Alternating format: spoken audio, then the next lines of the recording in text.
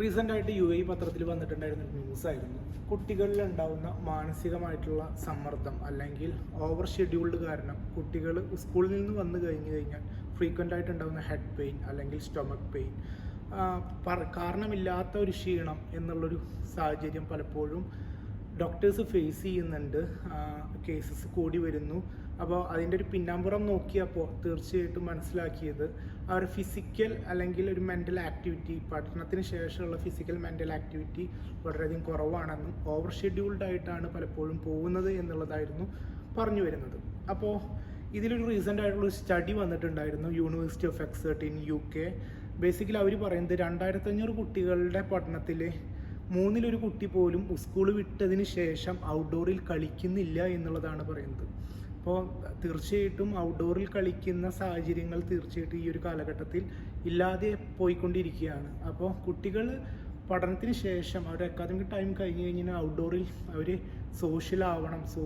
Emotionally നല്ല connected ആയിട്ട് അവർ engage ആവണം എന്നുള്ളതാണ് ഈ റിപ്പോർട്ട് പറയുന്നത്.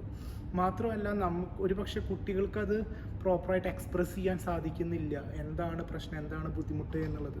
ചെറിയ കുട്ടികളായതുകൊണ്ട് അറിയില്ല. അപ്പോൾ മാതാപിതാക്കൾ പ്രോപ്പറായിട്ട് മോണിറ്റർ ചെയ്യുക, അവരുടെ സ്ലീപ്പ് സൈക്കിള്, ഏറ്റവും ഇമ്പോർട്ടൻ്റ് ആയിട്ടുള്ള ഒരു കാര്യമാണ് സ്ലീപ്പ് സൈക്കിൾ പ്രോപ്പർ ആണോ എന്നുള്ളത്. ഒരു 12 വയസ്സിന് താഴെയുള്ള കുട്ടിയാണെങ്കിൽ ഒരു 10-11 മണിക്കൂറെങ്കിലും കണ്ടിന്യൂസ് ആയിട്ട് സ്ലീപ്പ് എടുക്കുന്നുണ്ടോ എന്ന് ഉറപ്പ് വരുത്തുക.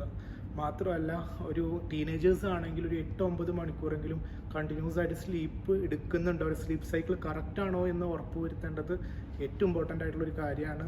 ഈ ഒരു ടെക് കാലഘട്ടത്തിൽ ഗാഡ്ജറ്റ്സ് ആണ് ഒരുപക്ഷെ സ്കൂളിൽ നിന്ന് വന്നു കഴിഞ്ഞാലും കൂടുതൽ സമയം സ്പെൻഡ് ചെയ്യുന്നത്.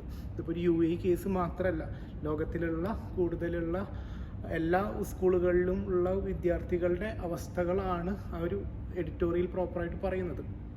അപ്പോൾ കുട്ടികളെ പ്രത്യേകം ശ്രദ്ധിക്കേണ്ടതുണ്ട്. അവരുടെ മാനസിക ശാരീരിക ഉല്ലാസം പഠനത്തിന് ശേഷം എങ്ങനെയാണ് അവർ സ്പെൻഡ് ചെയ്യുന്നത്, അവരുടെ ഏരിയ ഓഫ് ഇൻട്രസ്റ്റ് എന്താണ്, അതിലേക്ക് അവരെ ഒന്ന് ഡൈവേർട്ട് ചെയ്ത് വിട്ട് കഴിഞ്ഞ് കഴിഞ്ഞാൽ അവർക്ക് ക്രിയേറ്റിവിറ്റിയും അതുപോലെ അവരുടെ എക്സലൻസ് എല്ലാം നല്ല രീതിയിൽ ഡെവലപ്പ് ചെയ്യാൻ പറ്റും. അക്കാദമിക്കൽ എക്സലൻസ് എല്ലാം ഡെവലപ്പ് ചെയ്യാൻ സാധിക്കും. തീർച്ചയായിട്ടും ആ ഒരു കാര്യം സെക്ടർ ശ്രദ്ധിക്കേണ്ട ഒരു ഭാഗമാണ്. അവർക്ക് എക്സ്പ്രസ് ചെയ്യാൻ പറ്റില്ല, അവർക്കറിയില്ല. അപ്പോൾ മാതാപിതാക്കളാണ് അത്തരം കാര്യങ്ങൾ ശ്രദ്ധിക്കേണ്ടത്. അവർ കളിക്കണം, അത് കഴിഞ്ഞ് കഴിഞ്ഞാൽ ഔട്ട്ഡോറിൽ തന്നെ കളിക്കാൻ പരമാവധി ശ്രമിക്കണം. കുട്ടികൾക്ക് അതിനുള്ളൊരു അറ്റ്മോസ്ഫിയർ ക്രിയേറ്റ് ചെയ്ത് കൊടുക്കേണ്ടത് വളരെ ഇമ്പോർട്ടൻ്റ് ആയിട്ടുള്ളൊരു കാര്യമാണ്. ഇതിപ്പോൾ UAE മാത്രമുള്ളതല്ല, നമ്മുടെ നാട്ടിലായാലും ഉള്ളൊരു അവസ്ഥ തന്നെയാണ്. അതുകൊണ്ടാണ് ഇത്രയൊക്കെ ഇമ്പോർട്ടൻ്റ് ആയിട്ടുള്ളൊരു കാര്യം ആയതുകൊണ്ടാണ് ഷെയർ ചെയ്യുന്നത്.